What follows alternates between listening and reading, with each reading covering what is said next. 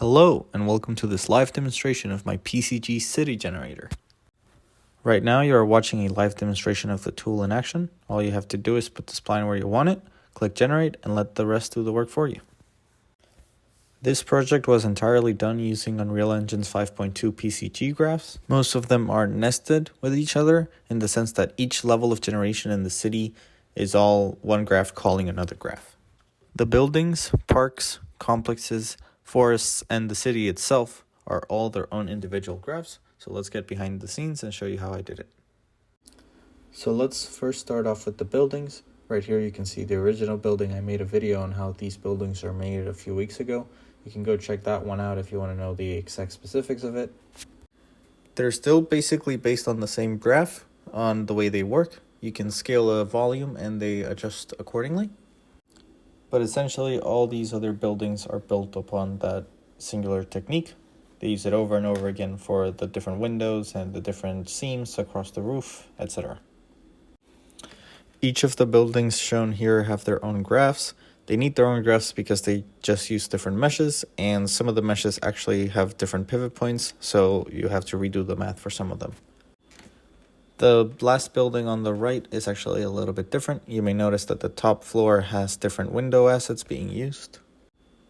To make this happen, we used the exact same technique I used earlier in my previous video for the first floor. We're just replicating it for the top floor. But yeah, all of these complexes originally, so this bounding box right here, yep. So you can see we have a blueprint called PCG complex. Originally, I made it so that if you scaled the box, the volume, the complex would also like change in size, but that was creating too many bugs when we were using these in the city, so I ended up having to use a different node. Let's actually show it off.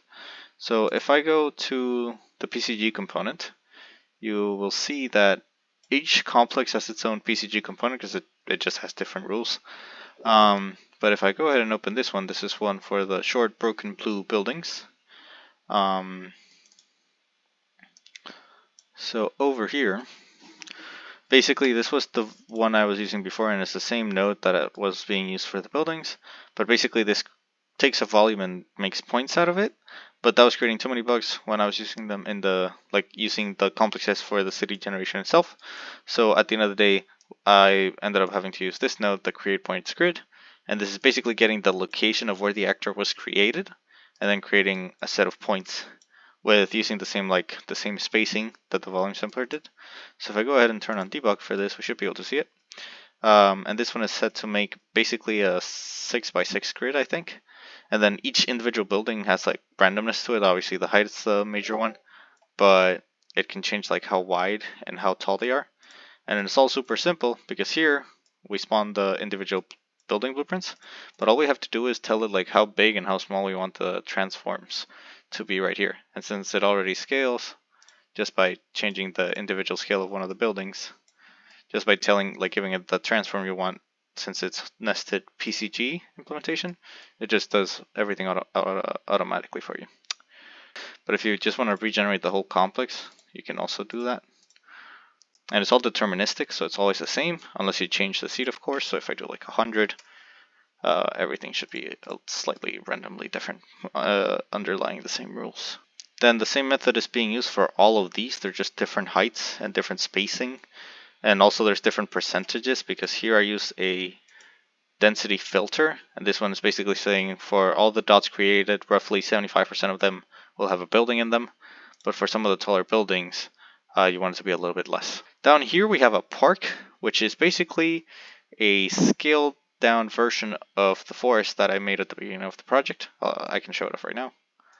So the forest is just basically a PCG forest volume with a PCG component. If I click generate, creates a massive forest. I changed the scaling of everything in it, but here's the forest. Let's just get a quick view on how it looks unlit, which is pretty nice. These tree assets are way too high resolution for the project. That's one of the biggest things I've learned, is that just make sure your assets are lower res and lower poly, because once you get a lot of them, it can get really laggy. You can see my computer's really struggling and it's not that good. So let's go back into unlit mode. But anyways, this is a park actually. It's its own complex. And I think this one still scales. Yeah. So this one, originally all the building complexes used to work like this, where you could scale it and it would add more buildings. But this one wasn't having that transform issue. So this one is basically taking the volume of the parent actor and then just making a grid of points randomly, and then it's like randomly shifting them and it's doing all the math. But anyways, let's start generating a city. So I'm gonna clean up this forest. I'm gonna leave the volume there, and here I have a backup spline, but let's just make one from scratch. So if I go ahead and open my content drawer, I go to PCG city, and I grab my blueprint, PCG blueprint. First, let's look at it. At the end of the day, the blueprint is really only a spline, a 4-point spline by default, with a PCG component in it that uses the spline for its data. But let's go ahead and just drag one onto the scene. So at first, it doesn't do much. It's only until we get it big enough that once it can fit basically a whole complex in here, that it'll start making it.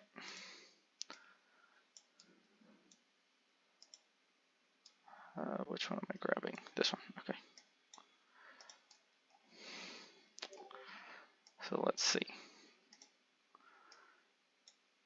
There we go. So, let me disable the debugging for this one.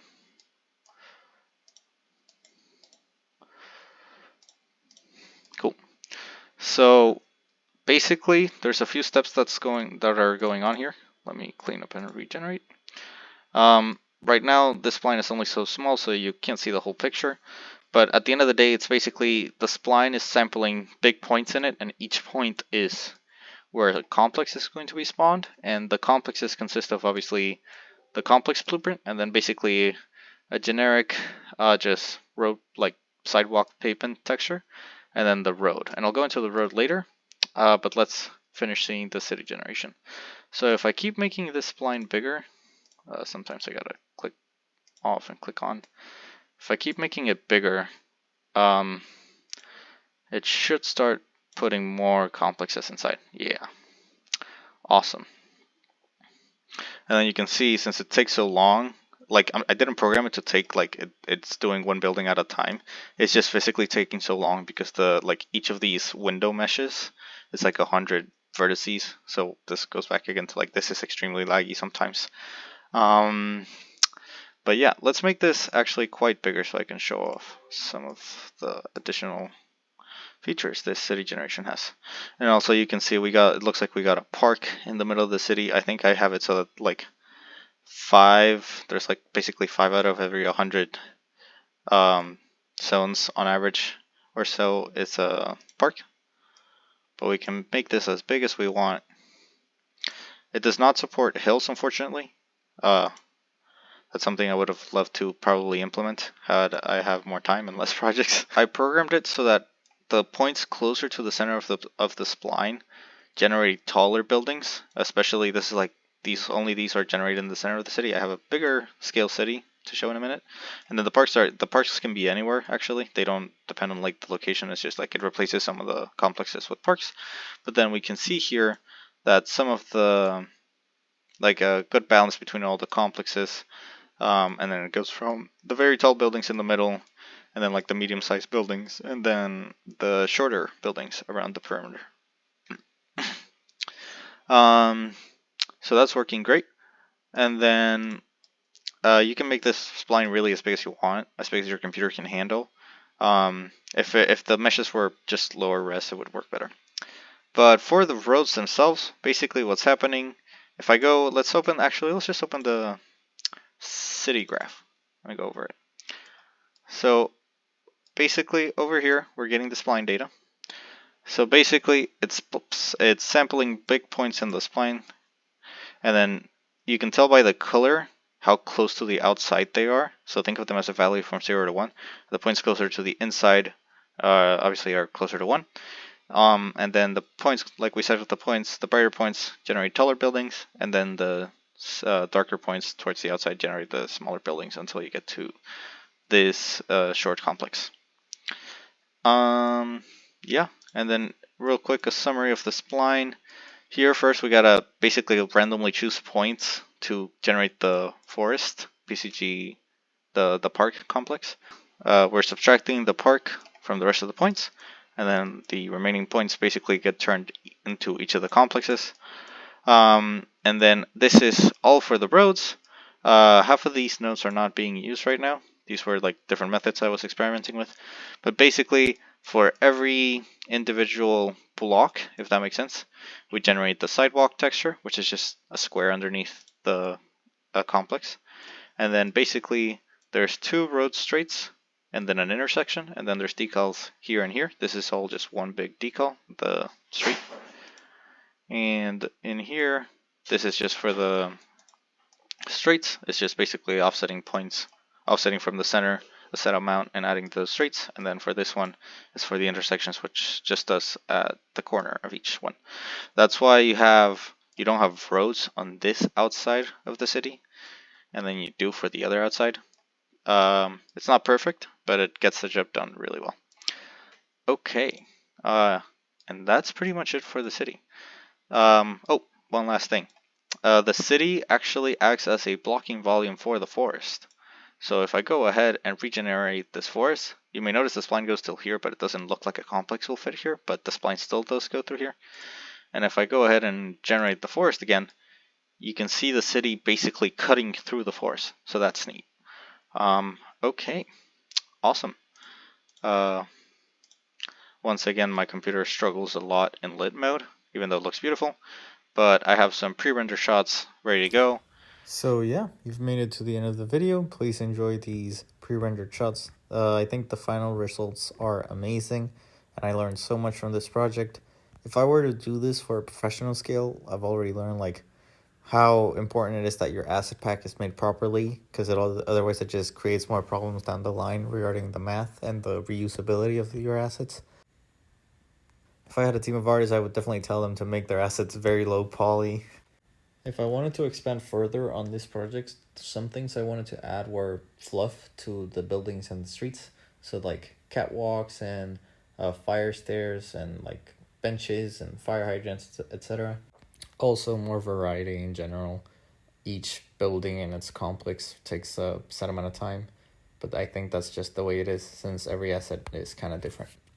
Thank you so much if you made it to the end, and I hope you learned something new out of this.